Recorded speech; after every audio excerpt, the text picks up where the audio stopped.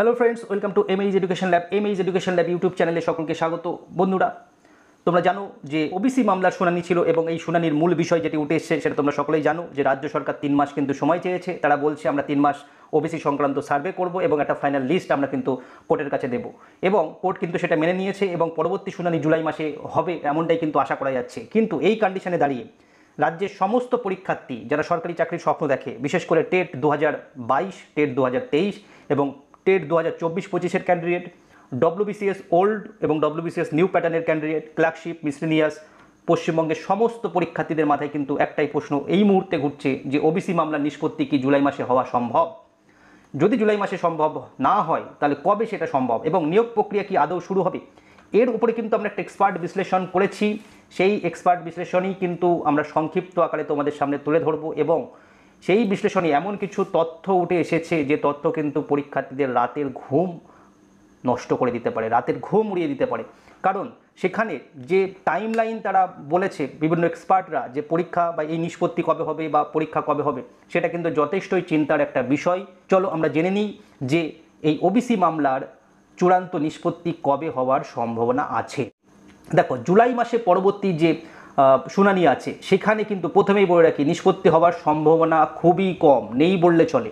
কারণ supreme court কিন্তু পশ্চিমবঙ্গ সরকারকে ওবিসি তালিকা পুনর্গঠনের জন্য 3 মাস সময় দিয়েছে, যার মেয়াদ কিন্তু জুলাই মাসে শেষ হবে এবং জুলাই মাসের যে মামলার পরবর্তী শুনানি হবে, তবে সেখানে কিন্তু শুধুমাত্র রাজ্যের রিপোর্ট পেশ করবে, কোর্ট সেটা গ্রহণ করবে এবং তার উপরে ডিপেন্ড করে কোর্ট রায় দিয়ে দেবে, এরকম কিন্তু হবে না বা হওয়ার সম্ভাবনা খুবই কম, বলতে পারো হবেই না। আদালত চাইলে কি কি করতে পারে তোমরা শোনো। আদালত চাইলে রাজ্যকে আরও তথ্য কিন্তু দিতে বলতে পারে যে তোমাদের তথ্য কিন্তু পর্যাপ্ত নয়, তুমি কিন্তু আরও তথ্য দাও। তুমি যে সার্ভে করতে চেয়েছো সেই সার্ভের যে ইনফরমেশান তুমি আমাকে দিচ্ছ সেটা কিন্তু পর্যাপ্ত নয়, নট এনাফ। ওকে, এবং চাইলে কি করতে পারে, নতুন করে স্ক্রুটিনি করতে বলতে পারে যে রাজ্য যে রিপোর্ট পেশ করবে, মানে আমাদের কোর্টের যে জাজরা সেটা কিন্তু তারা সন্তুষ্ট নাও হতে পারে, সেখানে কিন্তু অনেক স্ক্রুটিনি তারা করতে দিতে পারে এবং মামলার নিষ্পত্তির জন্য আরও কিন্তু সময় দিতে পারে। ফলে জুলাই মাসে যে শুধু শুনানি হবে এবং চূড়ান্ত রায় দেওয়া হবে সেটা কিন্তু একেবারে নয়। কারণ এই মামলার সঙ্গে কিন্তু প্রচুর জিনিস ডিপেন্ড করছে, বিশেষ করে মামলার জটিলতা এবং সময় সাপেক্ষতা কিন্তু একটা বিষয় আছে।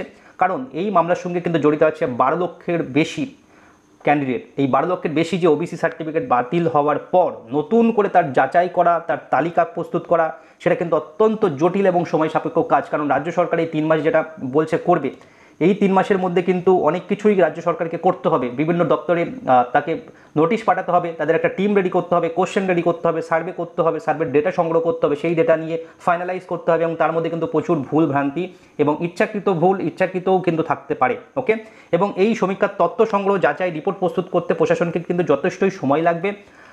আদালত যদি দেখে রাজ্যের সমীক্ষা অসম্পূর্ণ এবং ত্রুটিপূর্ণ, তাহলে কিন্তু নতুন করে যাচাই করার নির্দেশ দিতে পারে এবং সেটা আরও পিছিয়ে কিন্তু দিতে পারে। কারণ কি না, এত একটা বিষয়, এত বড় একটা কিন্তু সার্ভে, প্রথম কথা রাজ্য যতই বলুক না কেন আমরা 3 মাসের মধ্যে করব, রাজ্যের সদিচ্ছা থাকবে কি না সেটা কিন্তু একটা প্রশ্ন থেকে যাচ্ছে। কারণ রাজ্য চাইলেই কিন্তু হাইকোর্টের যে রায় দিয়েছিল যে এত 12 লক্ষের আমরা সার্টিফিকেট ক্যান্সেল করে দেবো, তোমরা মেনে নাও, সেটা কিন্তু রাজ্য মানেনি এবং রাজ্য কিন্তু সুপ্রিম কোর্টে গেছিলো। তো সুতরাং রাজ্য কিন্তু ছাড়বে না, তারা কিন্তু মানে সেই ভেঙে যাবে তাও কিন্তু দোমড়াবে না, এরকম একটা কন্ডিশনে কিন্তু তারা বারবার আদালতের কাছে বকা খাবে, তাও কিন্তু ভুল ইচ্ছাকৃত করবে। এটা কিন্তু আমরা বিভিন্ন সমীক্ষার বা বিভিন্ন এক্সপার্টদের কাছ থেকে সেটাই কিন্তু আমরা সেই রায় নিয়েছি। ওকে, এবং বিরোধী পক্ষ যারা এই মামলা করেছে সেই বিরোধী পক্ষ তারাও কিন্তু এই রায়ে অসন্তুষ্ট হলে যে তারা যে রাজ্য সরকার যে সার্ভে করে যে লিস্ট দেবে, নিশ্চয়ই তারা সেটা গ্রহণ মানে তাদের পছন্দ হবে না। কারণ তাদের পছন্দ হবে না, কারণ রাজ্য সরকার লিস্ট দেখবে সেই ঘুরিয়ে ফিরিয়ে একই জিনিসই দিচ্ছে, কাউকে কিন্তু তারা বাদ দেবে না। তারা বলছে আমরা যারা ইকোনমিক্যালি পিছিয়ে আছে আর্থিকভাবে, তাদের একটা আলাদা আমরা ক্যাটাগরি করব, তাদেরকে যদি সরকারি চাকরি এবং পড়াশোনার সুযোগ দেওয়া যায় কিনা সেটা দেখব। তো এটা করলে অ্যাকচুয়ালি কিন্তু আমার মনে হয় যে বিষয়টা সহজভাবে মিটে যেত সেটা কিন্তু মিটবে না, আরও কিন্তু জটিল হয়ে যাওয়ার একটা কিন্তু সম্ভাবনা থাকবে। এবং মনে রাখবে এই সংরক্ষণ ইস্যুটা কিন্তু অত্যন্ত সংবেদনশীল। তো ওবিসি সংরক্ষণ নিয়ে যে মামলা রাজনীতিক এবং সামাজিকভাবে অত্যন্ত গুরুত্বপূর্ণ এবং সেই জন্য আদালতেও কিন্তু তাড়াহুড়ো করবে না, তারা কিন্তু উভয় পক্ষের বক্তব্য শুনে হয়তো ফাইনাল বক্তব্য দ্বারা শুনে নিয়েও কিন্তু যে রায় দান সেটা কিন্তু স্থগিত রাখতে পারে। তারা কিন্তু কোনো রকম তাড়াহুড়ো করবে বলে আমার মনে হচ্ছে না। এবং বিরোধী দল যেগুলো আছে তারাও কিন্তু রাজ্যের এই যখনই সমীক্ষা পেশ করবে তখনই কিন্তু তারা আবার কেস ঠোকে দেবে, ঠিক আছে, তারা এক্সট্রা করে আবার কেস করবে বিরোধীরা। সুতরাং একটা জটিল থেকে জটিলতর কন্ডিশনের কিন্তু সম্ভাবনা মনে হচ্ছে আপাত দৃষ্টিতে। জানি না এর মধ্যে পজিটিভ দিক কোন অ্যাঙ্গেল থেকে থাকবে, হয়তো থাকতে পারে, বাট আপাত দৃষ্টিতে কিন্তু এরকমটাই আমাদের সকলের মনে হচ্ছে যে ডিলে কিন্তু হবে এই রায়দানে, বা তাদের যে সার্ভে, রায়দান তো পরের কথা, তাদের যে সার্ভের যে আমরা গ্রহণ করব, কোর্ট যে গ্রহণ করবে তার সার্ভের প্রসেস এবং গ্রহণ করার পরে সেই সার্ভের মানে স্বচ্ছতা সেই নিয়েও কিন্তু প্রশ্ন আসবে। সুতরাং বলতে পারো একটা প্রচুর ডিলের কিন্তু হওয়ার সম্ভাবনা আছে। এবং যারা পরীক্ষার্থী আছো, বিশেষ করে আমি এখন পার্ট বাই পার্ট কিছুটা প্রাইমারি দিয়েই শুরু করব, 2022-এর টেট পরীক্ষার্থী যারা আছো তারা তো অলরেডি টেট পাস করে বসে আছো, তারা চাইছো ইন্টারভিউর নোটিফিকেশান সরকার প্রকাশ করুক, পর্ষদ প্রকাশ করুক এবং আমরা ইন্টারভিউ প্রক্রিয়ায় অংশগ্রহণ করি। কিন্তু পর্ষদ বলে দিয়েছে ওবিসি মামলা না মিটলে আমরা করব না। তো 2022 সালে প্রাইমারি টেট পরীক্ষার ভিত্তিতে যারা পাশ করেছে তারা কিন্তু এখনও নিয়োগের অপেক্ষায় আছে, এবং এটা কিন্তু ওবিসি মামলা না মিটলে আটকে থাকবে এবং আদালত না রায় দিলে এই নিয়োগ প্রক্রিয়া কিন্তু কোনো মতেই মানে হওয়ার সম্ভাবনা নেই। এবং 2023 সালের পরীক্ষার্থীদের যদি কথা আমরা বলি, যারা টেট পরীক্ষা দিয়েছো কিন্তু এখনও রেজাল্টের আশায় আছো, মামলা নিষ্পত্তি না হওয়া পর্যন্ত কিন্তু তাদেরও কোনো সম্ভাবনা নেই। বিশেষ করে তাদের রেজাল্ট কিন্তু দেরিতে প্রকাশ করতে পারে, এবং এই 23 সালের যে রেজাল্ট সেটা কিন্তু আগামী এই 2025-এ নাও আসতে পারে। 2026 সাল পর্যন্ত কিন্তু তাদেরকে অপেক্ষা করতে হতে পারে 2023-এর টেট পরীক্ষার রেজাল্টের জন্য। এবং যারা 22-এর আছো তাদেরও কিন্তু সেম কন্ডিশন, তাদের জন্যও কিন্তু ওয়েট করতে হবে 25-এর শেষ বা 26-এর প্রথম পর্যন্ত। এবং নতুন বিজ্ঞপ্তির কথা যদি বলো, নতুন বিজ্ঞপ্তি তো অনেক পরের বিষয়, সেটাও কিন্তু আস্তে আস্তে 2026 তার মাঝামাঝি সময় পর্যন্ত যেতে পারে। ওকে, তো এতগুলো বিষয় কিন্তু হওয়ার সম্ভাবনা আছে। এবং 2025 সালে যদি 26 সালে নাও হয়, 2025 সালের ডিসেম্বর কিন্তু ক্রস করে যেতে পারে এই নতুন নোটিফিকেশন আসার জন্য। এবার আমি টেট পরীক্ষার সামগ্রিক চিত্র তুলে ধরলাম। বাকি যে পরীক্ষাগুলো আছে WBCS বা ওভারঅল পিএসসির পরীক্ষা, তারা কিন্তু কি করবে দেখবে, এই যে রায়দান বা বলতে পারো পরবর্তী শুনানি যেহেতু পিছিয়ে দিয়েছে, জুলাই মাস করেছে, হাতে এখনও 4 মাস সময়, এর মাঝখানে তারা কিন্তু চালাকি করবে মিনস তারা শর্ট নোটিশ দেবে, ঠিক আছে, শর্ট নোটিশ দিয়ে টেন্টেটিভ নোটিশ দেবে, কিন্তু ফুল নোটিশ কিন্তু তারা প্রকাশ করবে না, স্পষ্টভাবে কিন্তু বলবে না। তারা কিন্তু একটা ক্যালেন্ডারও প্রকাশ করতে পারে ডেট দিয়ে, কিন্তু সেটা কিন্তু মানে ছাত্রছাত্রীদেরকে একটু ভুলিয়ে রাখার চেষ্টা যাকে বলে, ঠিক আছে। তো এই ধরনের কিন্তু সিচুয়েশন তৈরি হতে পারে।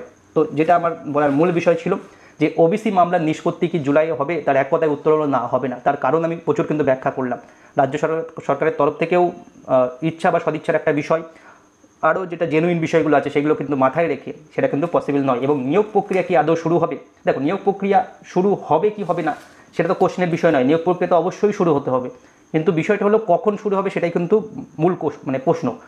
যেটা আমরা আশা করছিলাম, যারা জেনুইনভাবে পরীক্ষায় প্রস্তুতি নিচ্ছ বা প্রস্তুতি একবার দুবার রিভিশন দিয়ে নিয়েছো, প্রস্তুতি তার সাথে আছে, আমি চাইছি যে আমার এক্ষুনি আমার পরীক্ষায় বসলে আমি ভালো মানে মার্কস পাবো, তাদের ক্ষেত্রে কিন্তু একটা ডিপ্রেশনের বিষয় থেকে যাবে, কারণ পরীক্ষা ডিলে হবে, ঠিক আছে। নিয়োগ প্রক্রিয়া বা বিজ্ঞপ্তি বার হবে না এরকম কোনো কথা নয়, বার হবে এবং হতেই হবে, কিন্তু তার যে প্রসেস সেটা কিন্তু ডিলে হবে। অনেক সময় কিন্তু তোমাকে ওয়েট করতে হবে একটা নোটিফিকেশনের জন্য বা তোমার যে নিয়োগ প্রক্রিয়া শুরু করার জন্য। ওকে, তো এটা হলো একটা বিষয়, সেটা সমস্ত পরীক্ষার জন্য কিন্তু অ্যাপ্লিকেবল। তুমি যে ফিল্ডেই থাকো না কেন, পশ্চিমবঙ্গের যে কোনো ডিপার্টমেন্টের পরীক্ষার কিন্তু একই অবস্থা হবে। এবং যারা গুড নিউজ বলতে পারো, এর মধ্যে যদি আশার আলো খুঁজতে চাও, তাহলে যারা প্রিপারেশান এখনও শুরু করোনি, নতুন শুরু করার কথা ভাবছো, তাদের ক্ষেত্রে তো এটা বলতে পারো একটা সুবর্ণ সুযোগ বলতে পারো, বা একটা গোল্ডেন অপরচুনিটি বলতে পারো, কারণ তারা প্রিপারেশনই শুরু করেনি। এই মুহূর্তে যদি পরীক্ষা হয় তারা কিছু পারবে না। তো এই যে তোমরা হাতে 1 থেকে 1.5 বা 2 বছরে ম্যাক্সিমাম টাইম পাবে, এই টাইমে কোনো পরীক্ষা যদি না হয় তাহলে তুমি কি করতে পারবে, একটা ফুল ভ্যাকেন্সি কিন্তু তোমার জন্য ওয়েট করছে। তো সেই টাইমের মধ্যে তোমার প্রিপারেশনটা কিন্তু তুমি ফুল কমপ্লিট করে নিতে পারবে, এবং পরীক্ষা যখনই বিজ্ঞপ্তি বার করবে তুমি কিন্তু ফুল প্রিপেয়ার হয়ে পরীক্ষা দিতে পারবে। বাট বাজে কন্ডিশন কাদের, যাদের বয়স পেরিয়ে যাচ্ছে, যাদের অনেক দিন ধরে প্রস্তুতি নিয়ে একটা ভালো জায়গায় আছে, তারা চাইছে পরীক্ষা আসুক, আমি পরীক্ষায় বসবো, পাশ করবো, বেরিয়ে যাবো, চাকরি পাবো। তো তাদের ক্ষেত্রে কিন্তু একটা ব্যাড সিচুয়েশন তৈরি হয়ে আছে, বা ভবিষ্যতে আরও কিছু টাইম ধরে কিন্তু সেই ব্যাড সিচুয়েশন তৈরি হয়ে থাকবে। তো আজকের এটাই ছিল ভিডিওর মূল বিষয়, যেটা সত্যিই মানে যারা পরীক্ষার্থী আছে তাদের কিন্তু রাতের ঘুম উড়ে যাওয়ার মতন একটা সিচুয়েশন কিন্তু এখানে তৈরি হয়েছে। ভিডিওটি এখানে শেষ করছি। যারা পরীক্ষার্থী আছো, পরীক্ষা দিচ্ছ, তারা কিন্তু ভিডিওটি প্রচুর পরিমাণে শেয়ার করবে, কারণ সকলের জানা উচিত যে এর ভবিষ্যতের সিনারিওটা কী হতে চলেছে, এটা কিন্তু সকলের জানা উচিত। যদি ভিডিওটি ভালো লাগে শেয়ার করো, লাইক করো, চ্যানেলে নতুন হলে কিন্তু সাবস্ক্রাইব করতে ভুলো না। Thank you.